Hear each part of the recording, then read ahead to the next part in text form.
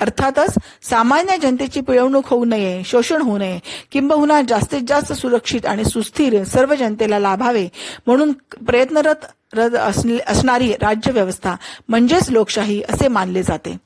त्या दृष्टीने लोकशाही संस्थांचा विकास आणि आधुनिक पत्रकारितेचा विकास हा हातात हात घालून झाला पाहिजे. दोन्ही बाजूनी समान विकास झाला तर त्यातील जनताही मजबूत राहू शकेल. लोकशाही मूल्ये समाजात नीटपणे रुजली नाहीत तर स्वतंत्र पत्रकारिता निर्माणही होऊ शकत नाही आणि ती टिकूही शकत नाही.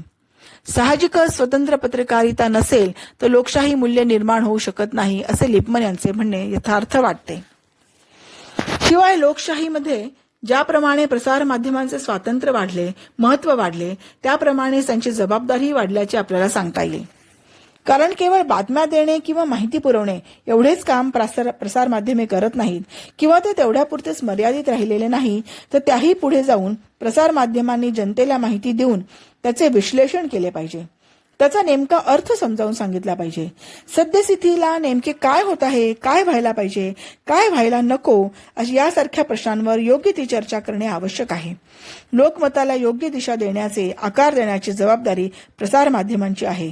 त्यातून लोकशिक्षण घडवून आणणे, लोकचळवळींना प्रवृत्त करणे, समाजाच्या विविध घटकातील संतुलन नीट राखणे, सामाजिक, आर्थिक, सांस्कृतिक, शैक्षणिक, राजकीय इत्यादी क्षेत्रातील प्राधान्यक्रम ठरविणे यासारख्या अनंत जबाबदाऱ्यांना समर्थपणे पेलत वृत्तपत्रांनी हा लोकशाहीचा चौथा खांब अधिक भक्कम बनवून लोकशाही व्यवस्थेला अधिक बळकटी प्राप्त करून देणे गरजेचे आहे. आणि आज मितीला वृत्तपत्रे ही जबाबदारी समर्थपणे पेलताना दिसतात. यामुळेच तर लोकशाही प्रणालीमध्ये सर्वसामान्य जनता देखील अनेक स्तरांवरील व्यक्ती स्वातंत्र्याचा मनसोक्त उपभोग घेताना दिसते. थोडक्यात आजची प्रसार माध्यमे ही एका प्रचंड सामाजिक शक्तीत रूपांतरित झालेली असून मानवी विकासाला ती समर्थपणे हातभार लावत आहे. कारण कोणत्याही घटकाचे जेव्हा सामर्थ्य वाढते तेव्हा त्यांची जबाबदारी वाढते आणि त्याच्या वाढत्या शक्तीचा उपयोग समाजहितासाठी होणे सर्वार्थाने महत्वाचे ठरते. त्या अर्थाने आजचे युग हे अधिक व्यापक आणि मोकळे झाल्याचे दिसते. माहितीचा प्रचार इतक्या तातडीने होतो की त्याच्या इतकी व्यापकता आज कशाशीच नाही.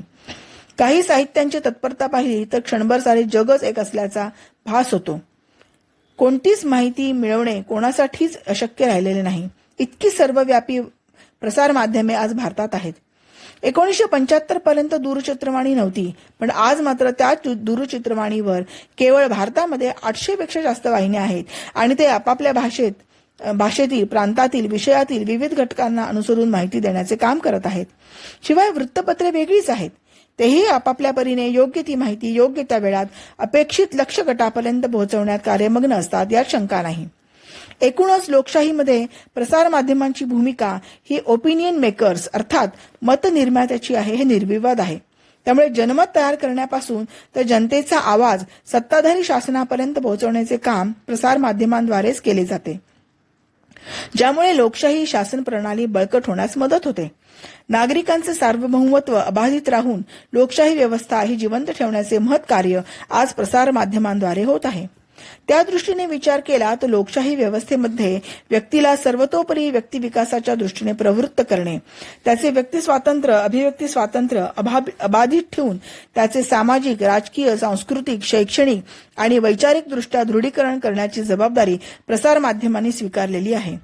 त्यामुळेच प्रसार माध्यमांचे लोकशाही व्यवस्थेमध्ये असणारे महत्व हे त्रिकाला बाधित आहे हे कोणीही नाकारू शकत नाही.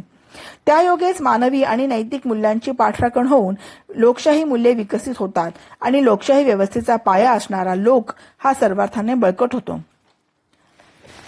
प्रस्तावना. या जगात प्रिंट मीडिया आणि इलेक्ट्रॉनिक मीडियाचा संदर्भ प्रत्येक देशातील संविधानात आढळतो. या संविधानात काही कलम असे आहेत त्यामुळे प्रत्येक पत्रकार आपले कार्य सुव्यवस्थितपणे करू शकतो.